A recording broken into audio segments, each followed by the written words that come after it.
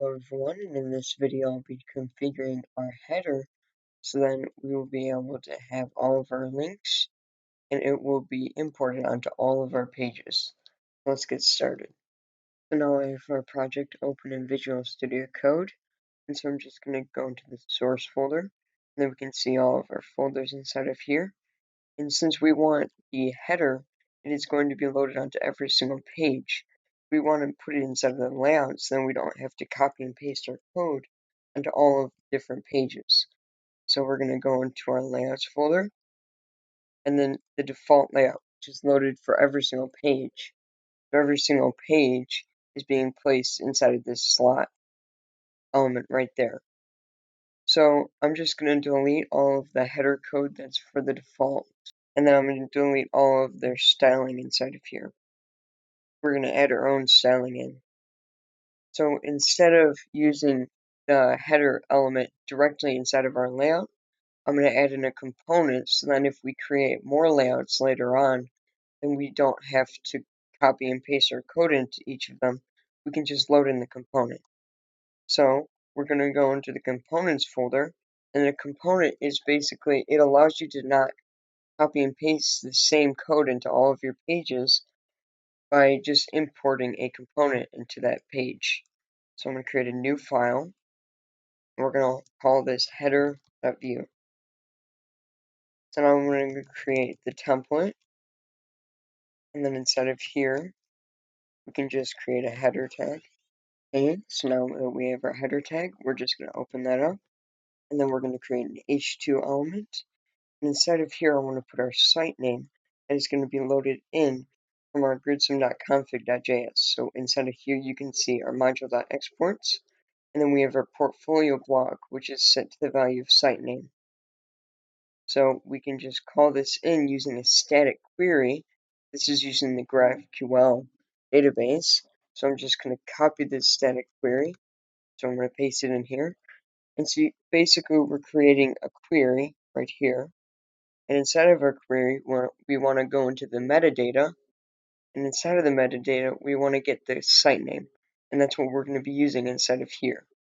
So to access the site name inside of here, all we have to do is I can actually just get rid of that, self-close this, and then we can do v-html, and we can set that equal to static.metadata.site name.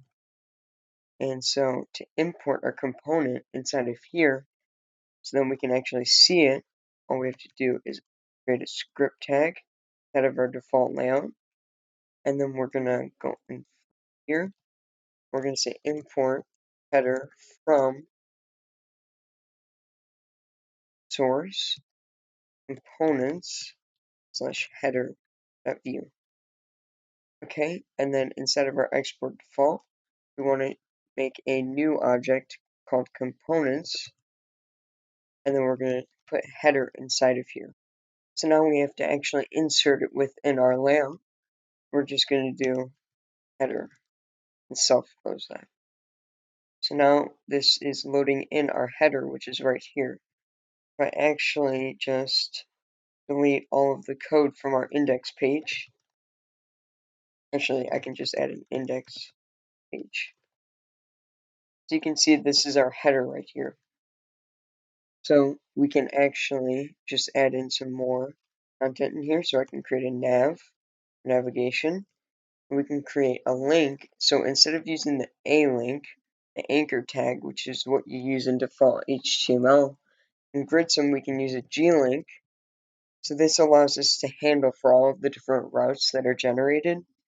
So if I wanted to go to the index page, so I could create index or home, probably call it home, and then instead of doing href, you do 2 equals and just do a slash. If we want to go to the about page, then we would just copy this